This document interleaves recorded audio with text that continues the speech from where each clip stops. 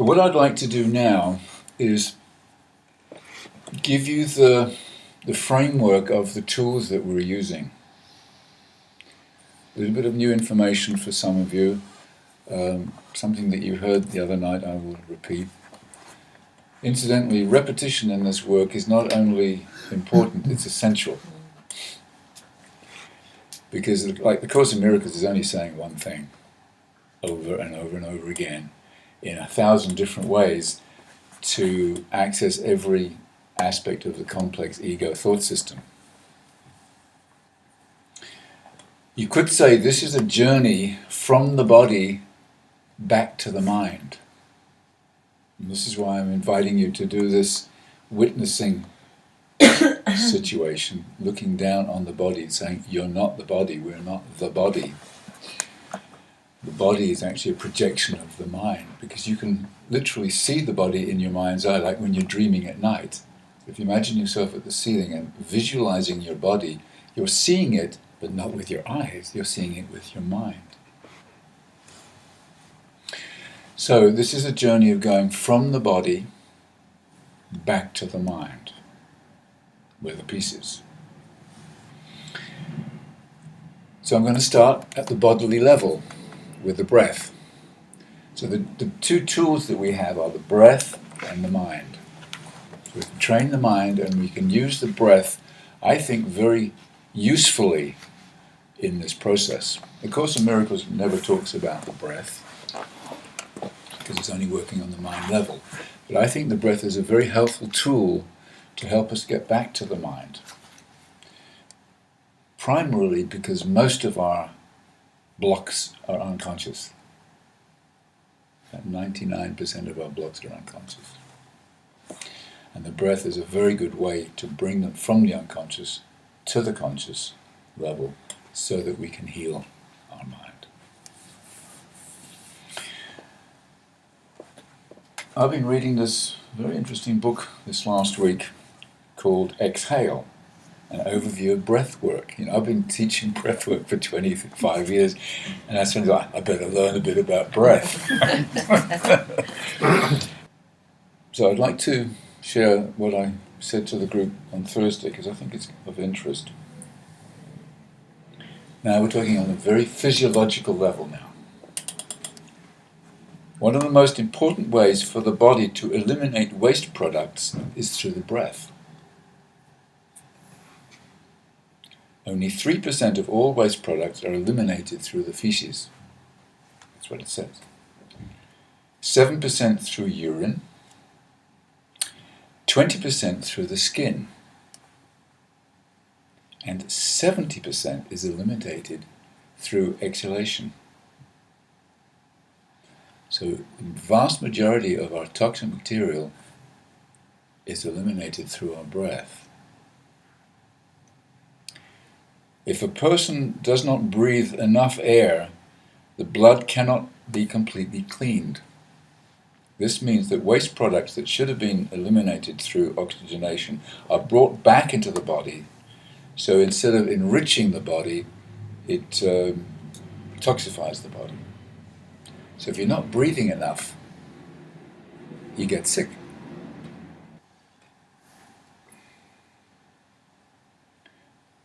When I started this journey 25 years ago, I was the coldest person I knew. I was always the one that put on the sweater, was always the one huddled by the radiator. Now I'm the warmest person I know.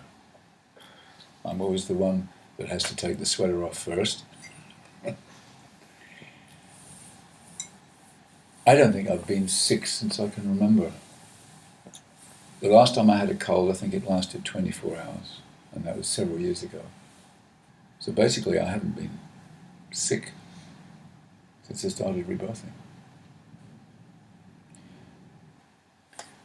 Oxygen and the brain. I'd like to talk a little bit about that. When we have a trauma, the trauma is registered somewhere in the brain. And it's saved as a template for future impressions, it says. And from then on, each time you have a similar impression, similar type of situation, it reinforces that original template, like filling the same lines in a drawing over and over again. So if you had a trauma at birth where you were separated, and then you have separation situations in your family later on, that initial trauma will get increased. So we add to our traumas if we're not using our mind with forgiveness. But what the interesting part of it is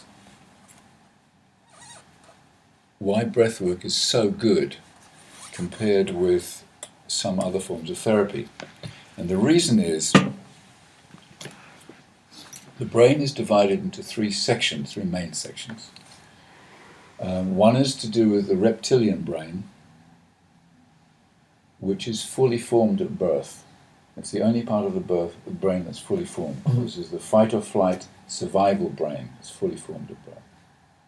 The emotional brain and the intellectual brain come sometime later, and this is why human beings need a lot of care in their childhood, where animals, they can go off and be fully fledged animals almost right after birth. We need to be taken care of while our body is fully forming, particularly the brain. Now, most of our traumas happened when at birth and very soon after, or even before, but around the birth period and the very first few years of life, particularly the first 6 years of life, when the survival brain was formed, but the emotional and intellectual brain was not. So our traumas are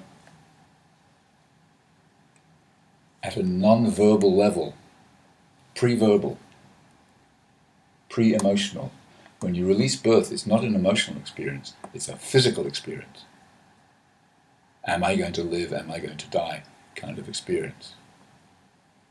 It's a frightening experience, birth trauma.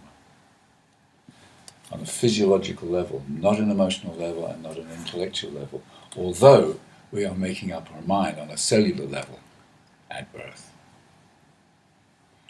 So, the fact that the brain is divided into sections which control different parts of our behavior and body functions limits the healing potential of some form of therapies available today.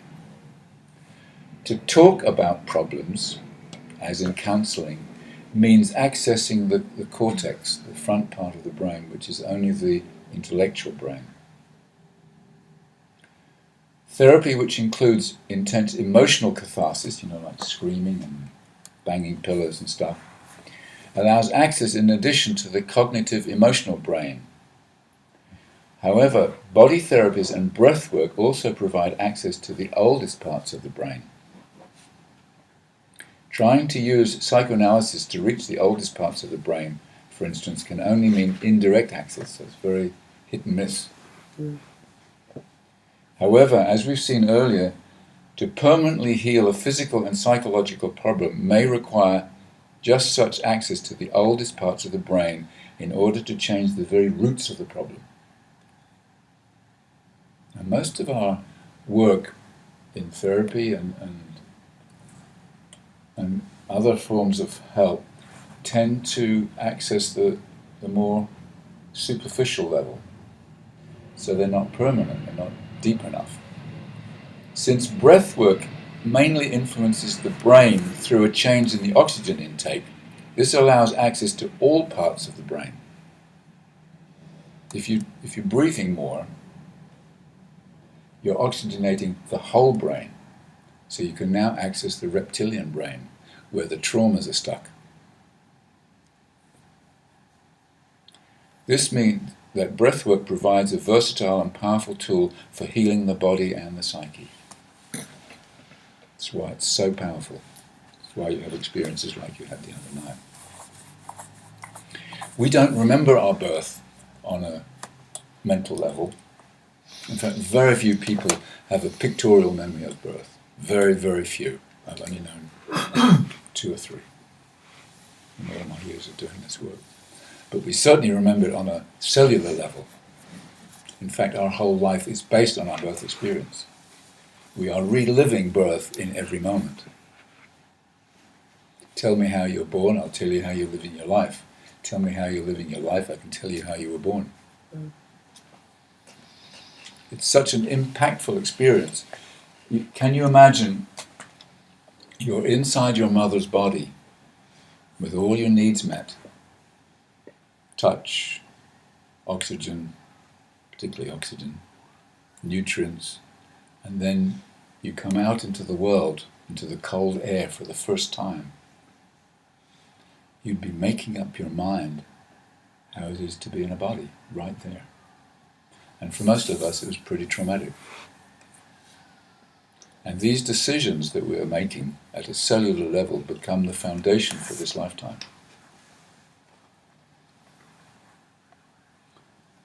And they're not easy to access. You need a tremendous amount of safety. This is why this Source Breathwork is based on safety and support first. If you imagine an egg, or chicken in an egg, it's much easier for the chicken to break its shell from inside than it is for us to break the shell from the outside. An egg is designed that way. So you could say our emotions are like this. If we know that it's safe outside to come out, then we start pecking away at our shell from the inside. If someone comes and tries to crack your shell from outside, we'll cower away in fear. It has to be done in a very safe environment. That's hopefully the kind of energy that we're trying to create here. And the more that the rebirther has healed his own birth or her own birth, the bigger the result will be for the client. That's how it works. It's not about technique. It's not about the words you use. It's about how much of your own birth you've healed. Because you present a presence and a safety and a gentleness because of that. So the next aspect is the mind training. Source Breathwork, my teacher had the Course in Miracles in her hand. So Source Breathwork Course in Miracles is part of Source Breathwork. And basically it's mind training in true forgiveness. Basically what it's teaching is that sin, guilt and fear is just a construct of the mind. There's no such thing as sin. We've made it all up for a very specific reason, which I'll go into tomorrow. And it says that all we have to do to remember who we are is to remove the blocks. We don't have to learn how to love. We don't have to learn how to be at peace. All we have to do is learn how to remove the blocks. And what is left is love and peace. So this is a course in removing blocks.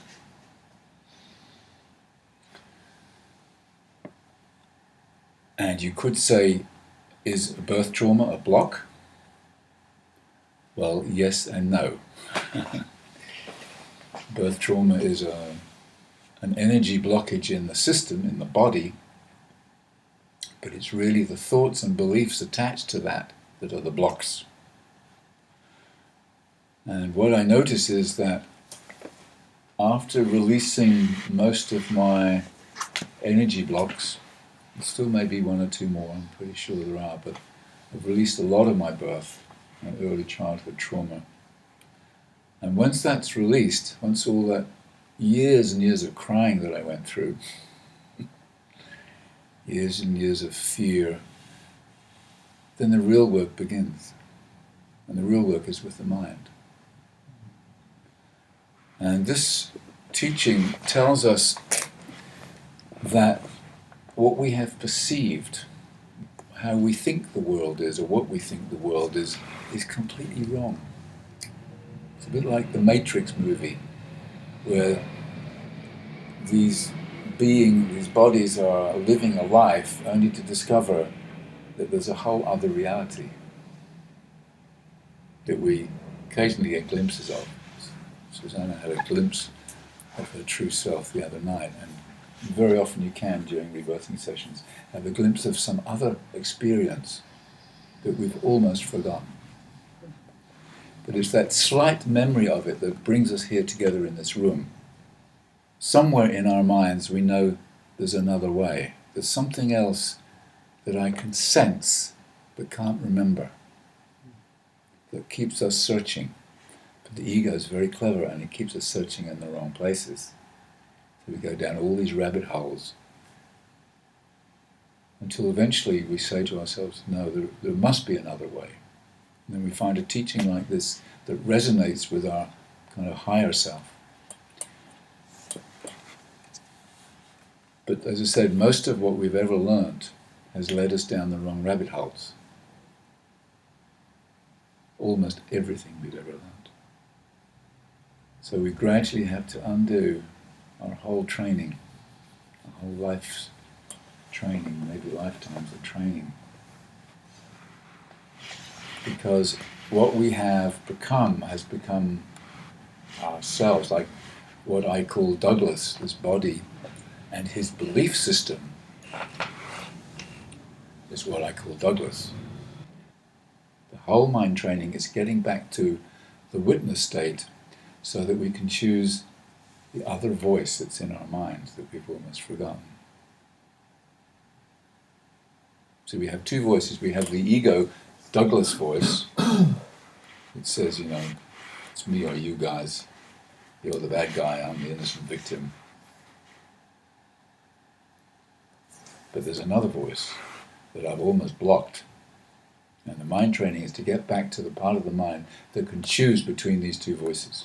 That's what the Course is saying. It's a course of becoming mindful instead of mindless.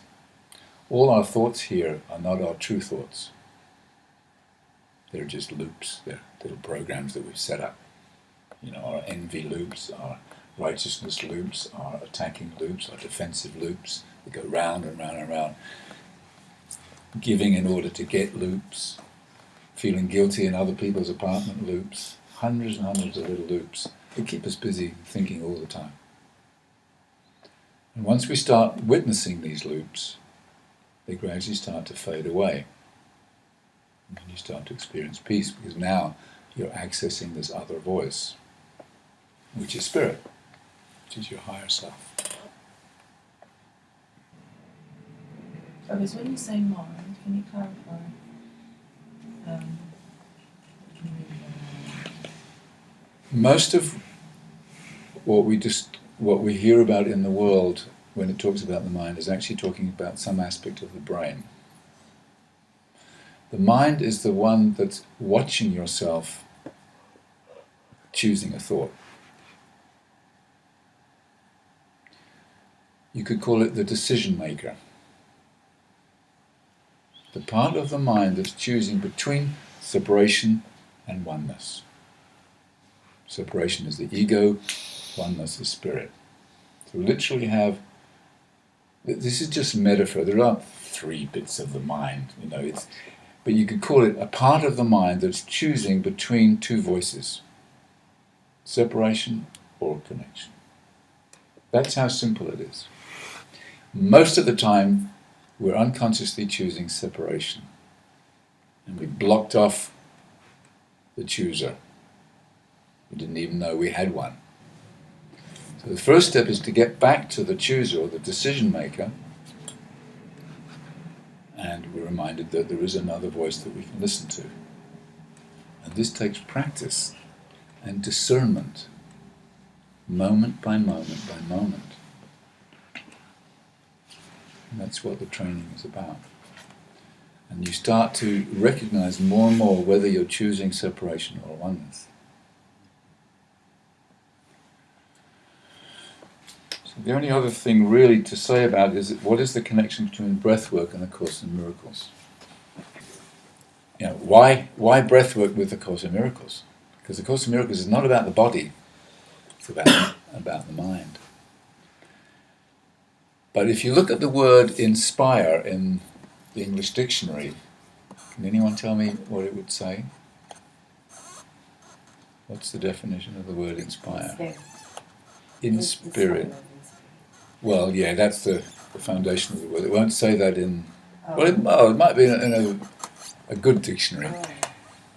But most dictionaries would say to breathe in.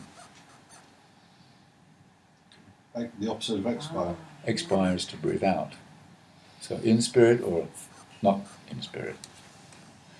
So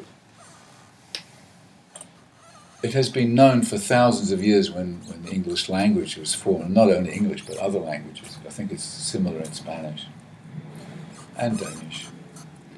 Breath is very connected with spirit. And the other thing that I got from this breath book is that, I mean, you've all heard of the word prana, been known in yogic circles for thousands of years. There's something else that happens when we're breathing. It's not just oxygen, it's not just carbon dioxide or nitrogen or whatever the constituents of air is. There's something else going on.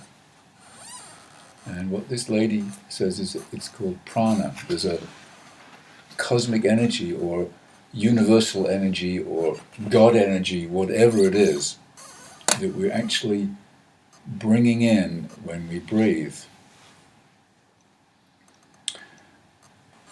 When I was learning breath work, I understood that the breath was the bridge between spirit and form, between the body and spirit.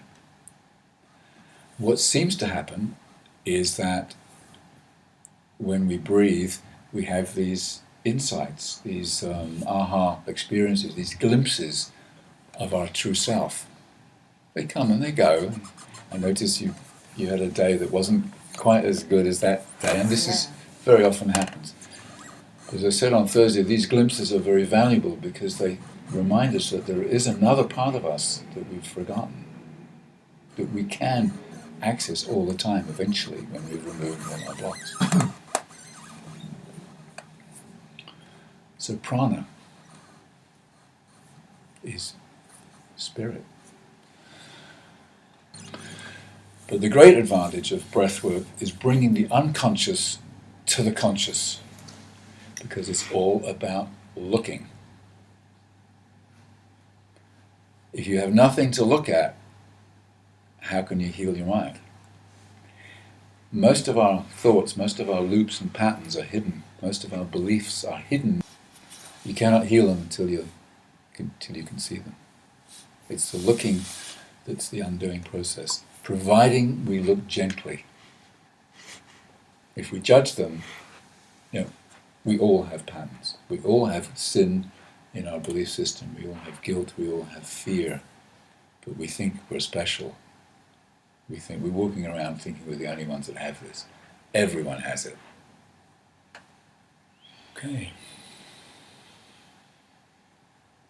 So that's how breathwork ties in with A Course in Miracles. It's a very good way of revealing to ourselves what we need to work with the mind.